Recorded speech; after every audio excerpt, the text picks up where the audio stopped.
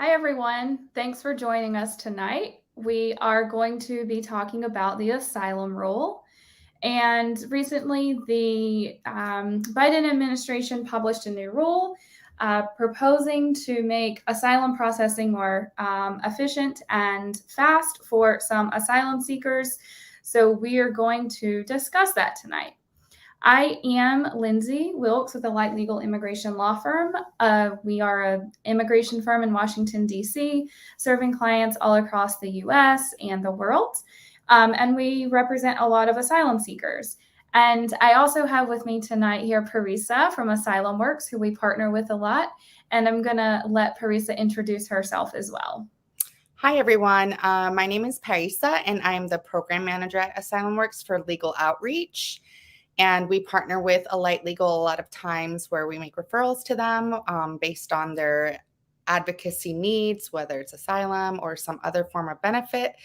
So I'm here to basically discuss the impact of these new rules on our current clients. Thank you, Parisa. And so for this new rule, we all received a lot of emails as soon as it was announced and as soon as it went live that there are new things coming down that could hopefully make asylum applications move more quickly through the asylum office and immigration court. The good news is that the new rule does propose to do that. The bad news is that it is only for certain asylum seekers. And so we hope to clarify tonight what that means in terms of the asylum seekers that we serve, as well as what the old rule was, and look at this new rule. So first, the new process for asylum applicants only impacts a very small, I don't want to say small because it's going to be hundreds of thousands of asylum applicants, but it only affects a particular sect of asylum applicants. And those are the applicants for asylum who come to the border. So when someone tries to enter through one of our borders and is caught by Customs and Border Patrol or presents themselves to Customs and Border Patrol and expresses a fear of harm in their home country, then this starts the process for what is called credible fear.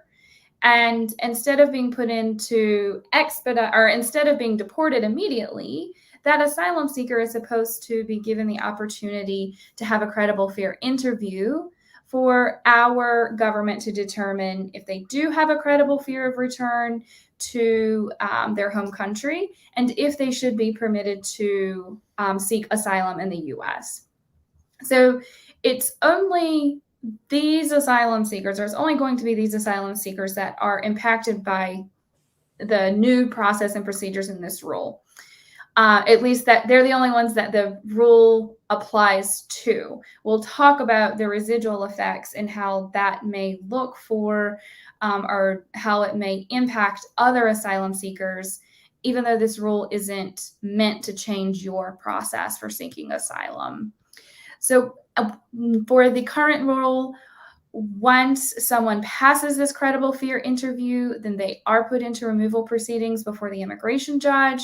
And then you have to file an asylum application before the immigration judge, and the immigration judge determines whether or not you are eligible for asylum. So now this new rule, it was published May 31st, it will go into effect May 31st, 2022. It's a very large rule, and the government is expecting to roll it out in phases. Not every single thing will happen at one time because it is so large. So they do expect to have a staggered implementation.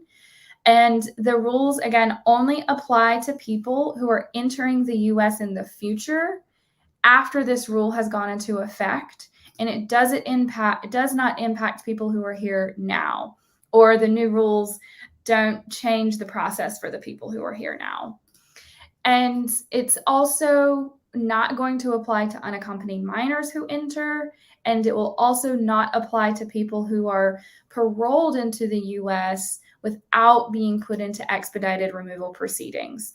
So once again, the new rule only applies to people who are being put into expedited removal proceedings, and then it affects the credible fear interview process and the next stages. So, where the main changes come is really what happens after the credible fear interview. After the credible fear interview, the new rule is going to require that the asylum office conduct an interview for the applicant. So no longer will the person whose credible fear interview is approved immediately go to the immigration court. Now, the asylum office, who also adjudicates regular affirmative asylum interviews, will now conduct a full merits interview for the person in expedited removal and determine whether or not that person is eligible for asylum. Now, the timeline is very short for these asylum seekers. Once the credible fear interview has been completed, then the asylum office has a very short time frame for conducting the asylum merits interview for these applicants. They cannot interview the person for their merits interview earlier than 21 days after the CFI, but no more than 45 days after that either. Now, USCIS will decide whether or not to grant asylum. They also, the asylum officers, which asylum officers have not been able to consider this before, will be able to consider whether that applicant is eligible for what we call withholding of removal or cancellation of removal.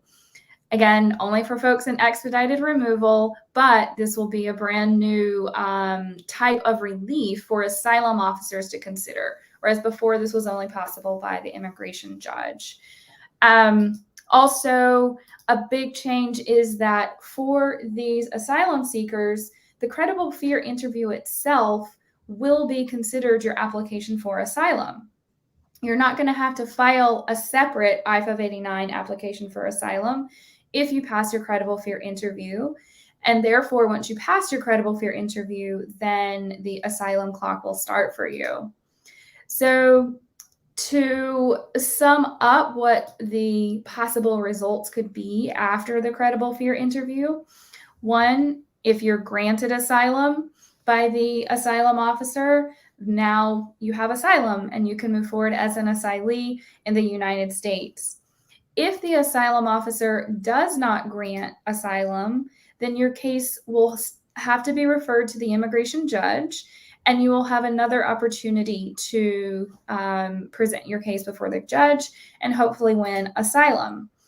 However, where the rule makes some major changes with the immigration court and these asylum applicants is, again, we have very strict time procedures in place now for how quickly the immigration court has to review these applications. They only have 30 days to set the master calendar hearing. After that, you have 30 days for basically a hearing between the different parties to discuss what the options are and what they're going to do. And then the final hearing has to be set. So within 2 to 4 months of being referred, you should have your final merits hearing. And this is much, much, much faster than almost anything we've had in recent history for asylum seekers. So Parisa, I'm gonna let you now take it over and discuss how this may impact our primary client base, since both your organization and our firm, we serve a lot of affirmative asylum seekers or asylum seekers who were never in the expedited removal process. Thank you, Lindsay. Okay, so I just wanted to reiterate what Lindsay has said. This is basically for asylum seekers who have expedited removal proceedings at the border and who arrive without a visa to have their credible fear interview. And this is prospective clients. So anybody in the pipeline right now, this rule is not going to impact your case. However, it might impact the timeline of your case. Now, as always, we can't predict things because, this rule hasn't gone into effect. We don't know how USCIS is going to roll it out. And what we can do is kind of provide you with some statistics. So, for example, an affirmative asylum office application is usually granted about 28% of the time nationwide. However, because USCIS is increasing the amount of asylum officers that are going to be adjudicating asylum claims generally, that number could go up or down. The last I heard, they hired about 800 asylum officers and they opened up a new immigration court in areas to basically combat the backlog in asylum. So, after this new proposed rule goes into effect, you could see your interview timeline move up at the local asylum office, or it could be pushed back. We can't predict that right now because it's still a proposed rule, and you can basically still make comments on this proposed rules. Now, the proposed rule was effective 60 days after publication in the Federal Register. It was published in the Federal Register on March 22nd, 2022.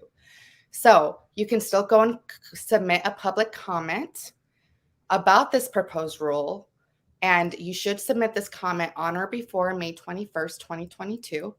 And then the new version, final version of the rule will be issued based on the public's comment. Last I checked, there was about 14 comments already up on that. If you need a link to the comment page, let your case manager know or let me know directly and I can email you the link. I'm reticent to provide links through Facebook Live because you would have to go back and www and type it all out and it might be a little bit complicated. It's also, bear in mind that these rules will not go into effect until May 31st, 2022.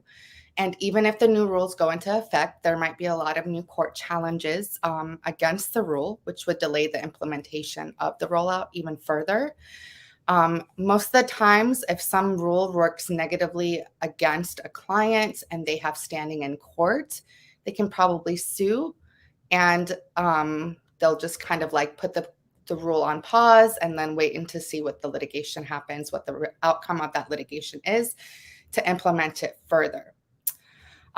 It's also worth noting that we operate on the assumption that our lawyers know our court dates, whether they've been pushed up or pushed back because of the new courts opening, specifically like we have one opening in Hyattsville. That's not always the case. The trend that I have noticed is some attorneys haven't been getting the notices. So as a best practice, anytime you have a court hearing, whether it's a master calendar hearing, and the master calendar hearing is just where you go and schedule your individual hearing, which is the hearing on your merits. And you also tell the court what form of relief you want. Or if it's an individual hearing, which is a hearing on the merits, you should always check the EOIR automated case information portal and see what they say is your next hearing, whether it's master calendar or it's a individual hearing. You can do a keyword search on any browser. It would be called the EOIR Automated Case Information, and then it'll direct you to the Department of Justice page. If you can't find that, you can always, again, email me or your case manager, and I can provide you the link. And you would just type in your A number, and all of the court information based on your A number will pop up for you. And on a very final note, and this is the most important, right now we're seeing a lot of asylum cases, individual hearings being pushed up in immigration court. So it's very pertinent that if your client comes to you and they do not have legal representation and the court hearing is coming up soon, that you contact your case manager at Asylum Works, or you contact me, the program manager for legal outreach, and let us know that you need a attorney as soon as possible. Of course, if you're in the District of Columbia, we're happy to refer you to Alight. They are our partner there, and they can provide some low cost or low bono services if you are an Asylum Works client and are DC resident. And I think that wraps it up for me. I didn't know if you have anything else you wanted to add, Lindsay? Sure. Yeah, just to sort of, summarize for everyone once again, the rule, this new rule to make the asylum application much faster is only applicable to certain people. And those are the folks who are seeking asylum through the expedited removal or through their expedited removal process, which is partly based with a credible fear interview. And although that new rule doesn't have new procedures for our typical asylum seekers that we see, the affirmative asylum seekers are people who are already here or who are referred to the immigration court. We do expect that the implementation of this rule could have an effect on everyone's case, maybe for the better, maybe for the worse. And thankfully, Congress has approved funding for hundreds of new asylum officers, since asylum officers are going to be bearing the brunt of the processing for this new rule. We are supposed to have hundreds of new asylum officers, but also how the asylum office will separate their officers to adjudicate either affirmative processing or these new cases coming in based on this new rule is yet to be seen.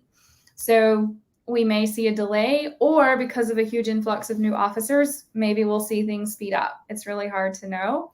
And like you said, with the immigration courts, new courts are opening across the country. We've had a new immigration court open in Hyattsville, Maryland, in just the last several weeks. We have another one opening in Virginia. So you're going to see cases shifting, some jumping forward by years, some just dropping off the calendar and not having a date for a while. So again, even though the judges are going to have to focus on certain cases because of this new rule, we are getting a lot of new judges and new courts.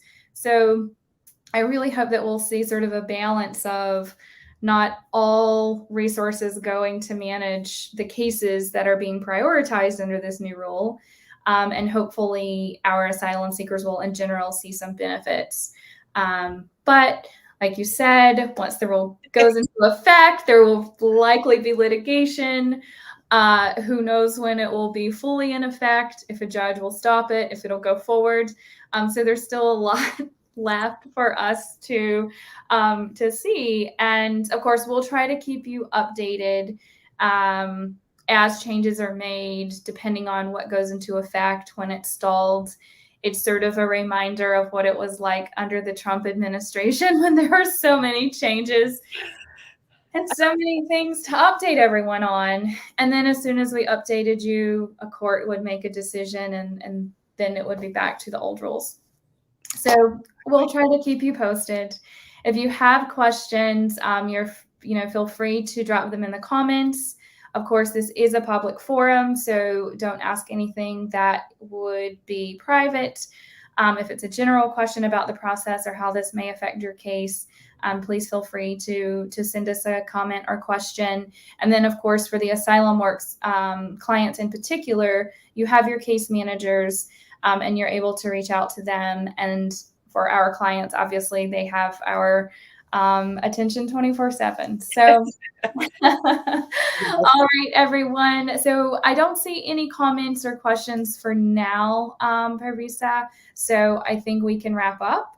And then as questions come in, we can certainly respond as soon as we can to those questions. So. Absolutely. And I will also share this recorded section onto our own Asylum Works page.